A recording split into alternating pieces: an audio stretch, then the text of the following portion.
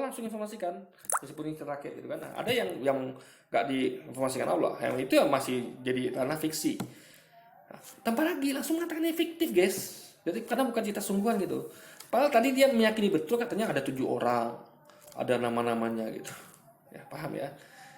Ya. Jadi bagaimana bisa tanpa lagi sampai sebutkan detail gitu, tapi dia mengaku itu cerita fiktif gitu ya. Jadi ya kan sampaikan itu kisah kesungguhan, tapi itu bukan seperti itu. Itu perdebatan antara anda saja, yang namanya itu jumlah itu perdebatan anda. Allah yang tahu. Maka Allah sampaikan apa yang jadi dalam gua itu, guys. Nah, saya tidak tahu apakah Muhammad sadar bahwa cerita rakyat yang dia taruh di dalam Al-Quran itu adalah cerita rakyat Kristen Trinitarian. Nah, pertanyaannya masa ada satu pun yang tahu dari para kaum kafir Quraisy, orang-orang yang dihafalkan Nabi Muhammad, orang-orang yang mendengar Quran pada waktu itu, guys. Masa nggak ada yang tahu gitu? Paham ya? Jadi gini,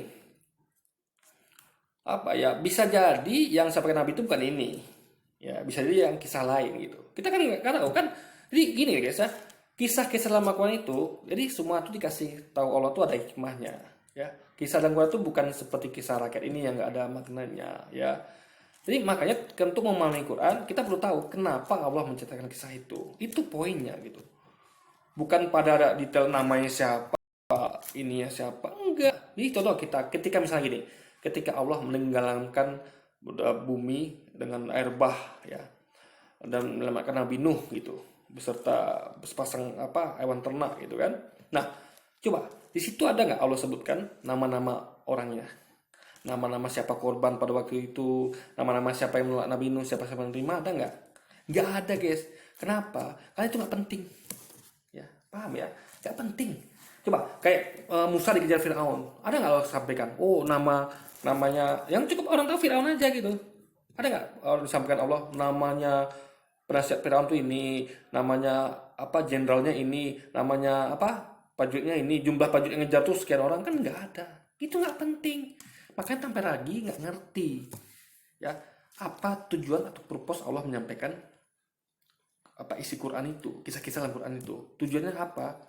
Untuk menceritakan tentang kebesaran Allah gitu. Bahwa dia Maha Kuasa. Dia bisa membuat orang tidur dalam gua 309 tahun. Dia bisa menurunkan air bah dari langit. Dia bisa mendengarkan Firaun. Bahkan bisa membuat Yesus jadi orang mati. Bahkan dia bisa menyelamatkan Yesus dari penyaliban. Itu kuasa Allah gitu, yang Allah ceritakan di Quran. Itu tujuan saya itu ada tujuannya tanpa lagi, bukan tanpa tujuan. Nah, Anda tidak cerdas dalam melihat hal itu. Anda kira itu cerita rakyat yang tidak ada apanya. Enggak. Kisah ini disampaikan Allah ya, agar kita tahu ternyata Allah itu punya kemampuan untuk membuat orang tidur dalam gua tapi nggak mati selama 309 tahun. Allah sebutkan situ. Apa ada yang Allah kasih informasinya, ada yang tidak.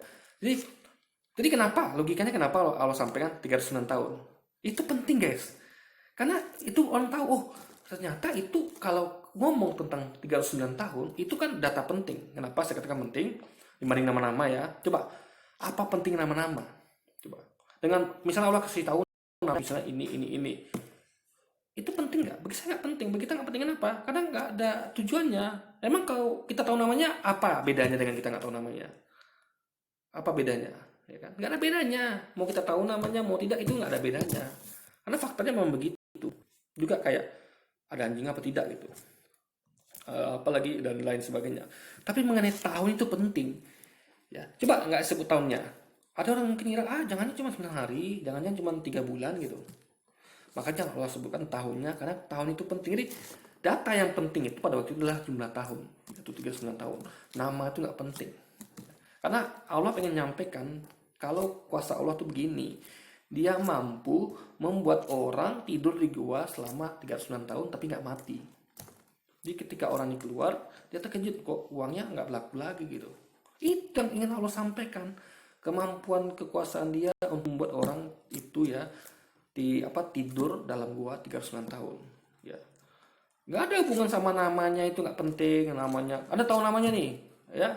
Apa hubungannya nama itu dengan info bahwa Allah mampu membuat manusia tidur 39 tahun? Apa hubungannya? Nggak ada. Kayak apa hubungan nama-nama orang yang ada di zaman Nuh yang menolak Nabi Nuh? Misalnya yang si Anu nolak Nabi Nuh gitu. Apa? Relevansinya apa coba?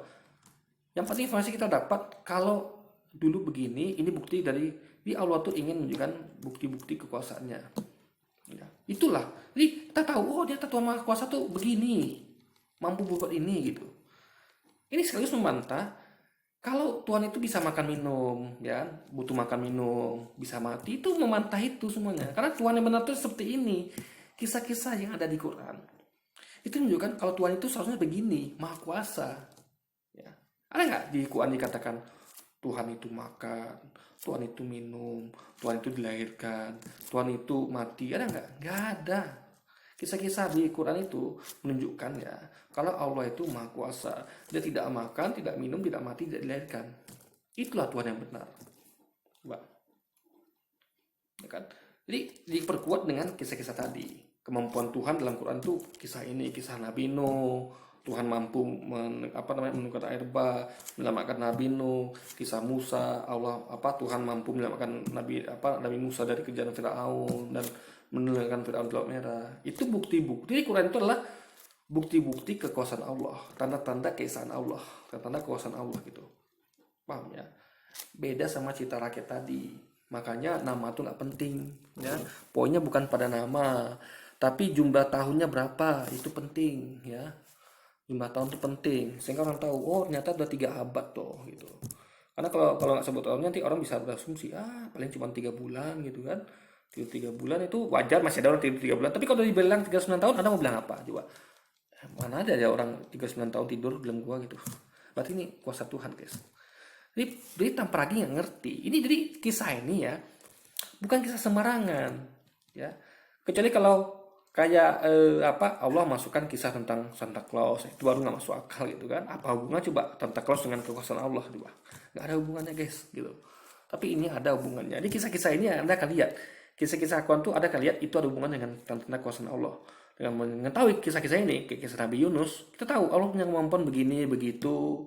Allah tuh begini, begitu, gitu kan. Itu Anda akan tahu. Nah, coba Anda baca Alkitab. Anda akan merasa aneh. Oh, ternyata Tuhan di Alkitab tuh beda sama di Al-Quran. Tuhan di Alkitab tuh dia kok makanan minum ya. Dia butuh makanan minum nih. Karena Yesus kan mereka Tuhan kan. Oh, Tuhan dalam Alkitab tuh ternyata butuh makanan minum. Oh, ternyata dilahirkan tanpa ayah. Oh, ternyata bisa mati juga gitu. Oh, bisa dilempari batu juga, bisa dikejar-kejar gitu guys. Nah, itu masih Tuhan yang ada di Alkitab. Padahal sebenarnya itu bukan begitu. Tapi mereka yang mengartikan begitu. Padahal kita lihat bukan itu.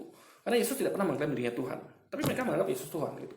Jadi terjadi perbedaan informasi antara yang Alkitab sampaikan dengan yang mereka ucapkan guys. Gitu. Jadi ini bukti ya. Kisah-kisah ini adalah bukti tanda-tanda kekuasaan Allah gitu.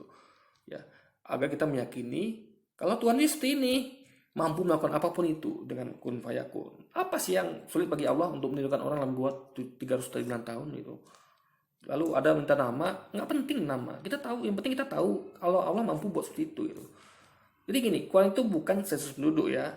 Jadi gini, Anda harus bisa bedakan mana kitab suci, mana sensus penduduk. Mana kitab suci, mana catatan sejarah. Kalau Anda baca buku sejarah, Anda baca sensus penduduk, Anda baru bisa minta detail itu. Ada sensus penduduk nih. Pak, ini kok penduduk kampung ini kok cuma 7 orang aja? Namanya mana? Itu perlu Anda tagih. Ini sensus.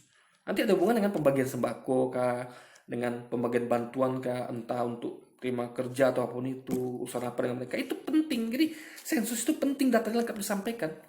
Namanya siapa, berapa anaknya, segala macam gitu.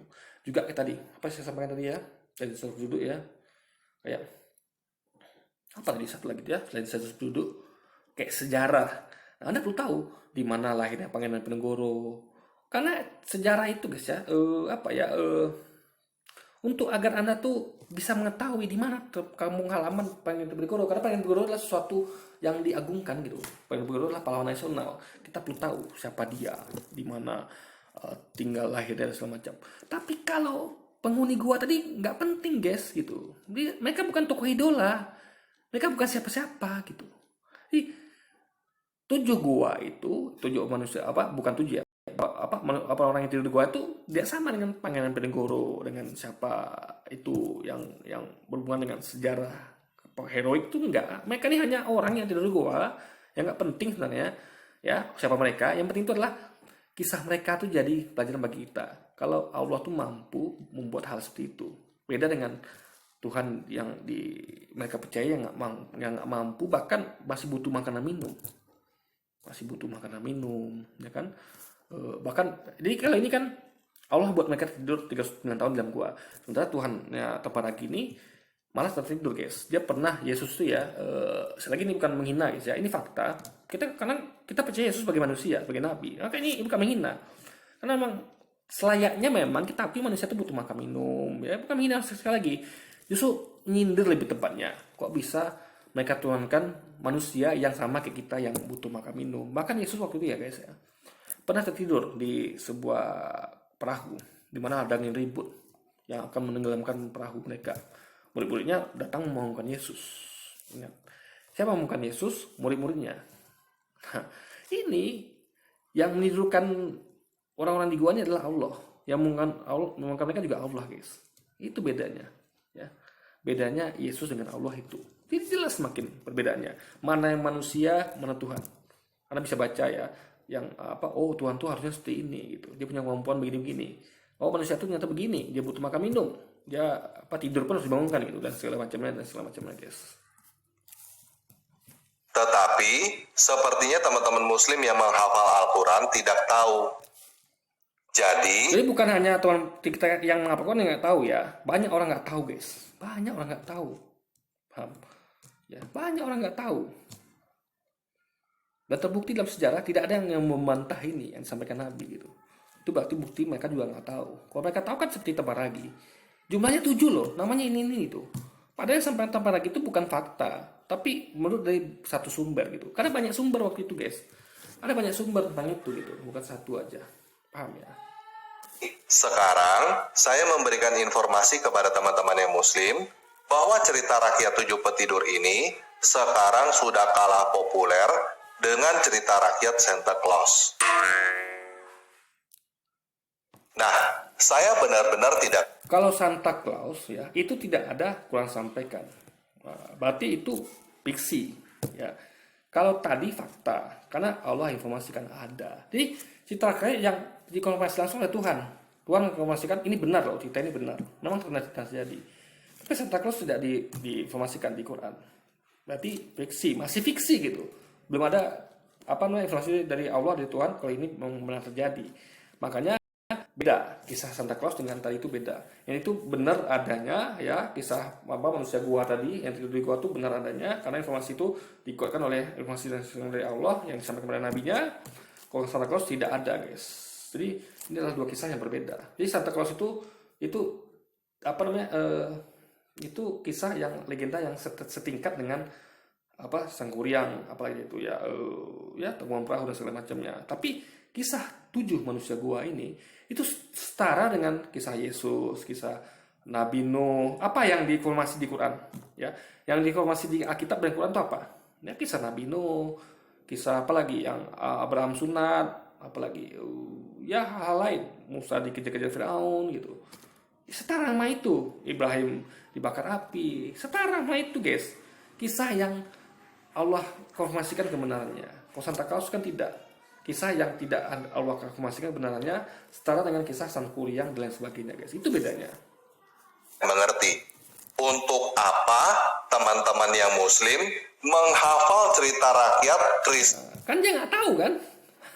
Inilah tanpa lagi nggak ngerti esensi guys. Kenapa ada di Quran kisah itu? Nggak ngerti tanpa lagi. Ya, kita paham benar gitu. Karena Allah tuh nggak sia-sia memberikan suatu berita di Quran. Ya, paham nggak? Itu agar kita percaya kalau Allah itu mampu membuat hal seperti itu, membuat orang tertidur selama tiga abad gitu guys. Itu esensinya. Makanya kayak tampar lagi yang dia nuntut namanya apanya, enggak penting gitu. Yang kita penting esensinya. Kalau Tuhan tuh punya kemampuan seperti itu yang kita penting. Kita nggak butuh informasi kayak Tuhan tuh butuh makan minum, Tuhan itu dilahirkan di kandang domba misalnya, Tuhan itu disalib, dibunuh. Itu nggak penting bagi kita. Karena begitu kita tahu, kita langsung, wah ini kok bisa Tuhan sini ya. Kita akan merasa aneh guys. Tapi beda. Tuhan dalam Al-Quran itu beda Tuhan dalam Alkitab. Nah, meskipun kalau kita baca betul-betul Alkitab, ya, Yesus bukan Tuhan, tapi mereka Tuhan kan gitu. Karena Yesus tidak pernah mengatakan dia Tuhan dan sembah dia. Jadi kita penting. Kita pegang kata Yesus. Kalau selama dia tidak pernah mengatakan itu, berarti dia bukan Tuhan. Dia cuma mengatakan aku cuma nabi, utusan dan segala macamnya. Itu kita percaya dengan apa yang diucapkan Yesus, bahwa dia tidak pernah mengatakan dia Tuhan. Dia hanya mengatakan dia nabi, utusan, guru dan segala macamnya. Nah, kita pegang kata-kata dia, guys. Nah, tapi orang Kristen malah menganggap dia Tuhan. Nah, jadi aneh ketika orang Kristen menganggap dia Tuhan, sementara di Al-Quran kita lihat Tuhannya wah gitu, gak bisa disentuh, dia mampu begini begitu, membuat orang tidur di gua 3 tahun. Dia kitab nggak mampu Tuhannya, guys. Ya kan? Bahkan untuk milik orang mati itu atas pertolongan dari Tuhannya. Kan Yesus kata, kan, aku tidak dapat berbuat apa-apa dari diriku sendiri. Berarti Yesus itu nggak mampu sebenarnya, dari dirinya sendiri nggak mampu dia. Dia butuh pertolongan dari Tuhannya. Pak, itulah Tuhan dalam agama Kristen. Tuhan yang butuh pertolongan dari Tuhannya lagi, guys. Aku tidak dapat berbuat apa-apa dari diriku sendiri, ya. Itu, aku diberi kuasa oleh Allahku, oleh Tuhan, oleh Bapa, dia diberi kuasa, guys. Orang yang diberi kuasa berarti nggak punya kuasa. Ya. Yang punya kuasa, yang memberi kuasa, gitu. Apakah yang setelah memberi kuasa yang memberi itu hilang? Tidak. Dia bisa mengambil suatu waktu. Kayak saya memberi kuasa kepada bawaan saya untuk kamu pergi ya ke sana, ke bank itu. Loh Pak, saya kan bukan Bapak. Nanti gimana kalau mereka nanya, tidak tertangan segala macam. Kamu bilang saya nyuruh, ini suatu kuasanya. Nah, dia berkuasa pada waktu itu untuk ambil uang kan? Karena saya kasih dia kuasa. Apa itu berlaku permanen? Tidak. Saya cabut habis itu. Udah selesai tugas kamu kan? Saya ambil lagi suatu kuasanya. Itulah Yesus yang diberi kuasa, yang mana kuasa itu dicabut oleh Bapaknya sewaktu-waktu, guys. Jadi beda dengan Tuhan dalam Al-Quran, ya. Tuhan yang bisa segalanya, maha mengetahui gitu. Yang memberikan tahu itu pada Nabi Muhammad, sementara kita banyak nggak tahu, guys, ya. Hanya segelintir orang yang tahu. Betul kata Quran tadi kan? Nggak banyak orang tahu, hanya segelintir. Contohnya Taparagi yang tahu. Itu pun setelah dia membaca kan. Saya pun kalau membaca saya ditahu juga, guys. Karena bacaan orang beda-beda. Karena nggak mungkin orang baca semua hal kan. Ada yang saya baca, ada yang Taparagi baca gitu. Nggak mungkin Taparagi membaca yang saya baca juga gitu. Ya kan, tentu ada perbedaan. Makanya ada yang saya ketahui, ada yang saya tidak ketahui. Itu yang Taparagi, ada yang dia ketahui, ada yang dia tidak ketahui, guys. Itulah. Tapi kalau Allah tidak ada yang tidak tahu. Allah tahu segalanya. Kristen Trinitarian. Dan Yesus tidak tahu kapan kiamat. Itu ya. Yesus nggak tahu kapan kiamat. Yesus katakan tidak ada yang tahu kapan kiamat. Tidak malaikat, tidak setan, tidak apa lagi ya. Yang tidak anak atau Yesus, tapi yang tahu hanya Bapa saja. Bapa yang tahu, guys, segalanya. Yesus tidak tahu. Di dalam bahasa Arab tanpa mengerti apa yang Kita mengerti esensi dari kisah ini, kita mengerti banget. Tanpa lagi nggak ngerti, karena dia nggak pernah ngaji. Dia nggak tahu kenapa kisah-kisah ini disampaikan, nggak tahu tanpa lagi. Orang yang nggak pernah ngaji ya begini, guys, ngawur. Orang ngaji ya bakal tahu. Oh, ternyata kisah-kisah Quran itu disampaikan untuk mengetahui kebesaran Allah, kemampuan Allah gitu, ya kan? Itu tujuannya gitu. Kenapa disampaikan kisah-kisah ini? Bagaimana Allah selamatkan Ibrahim dari panasnya api?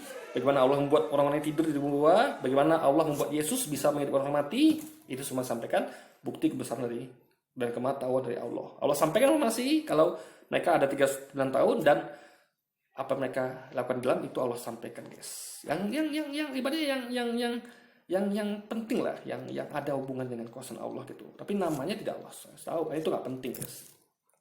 dihafalin. Jadi, saya ingin menutup video ini dengan satu pertanyaan. Jadi sebenarnya belum ada pertanyaan pun saya jawab di video saya ini, guys. Untuk teman-teman yang muslim. Ngapain sih hafalin cerita rakyat Kristen Trinitarian? Sudah saya sampaikan ya jawabannya ya. Jadi kalau Anda mau tahu jawabannya, ada ulang lagi video saya ini, guys.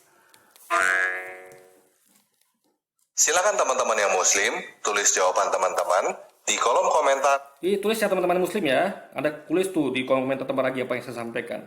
Kata Taparagi ini nggak tahu deh, guys. Dia nggak paham, ada yang nggak pernah ngaji.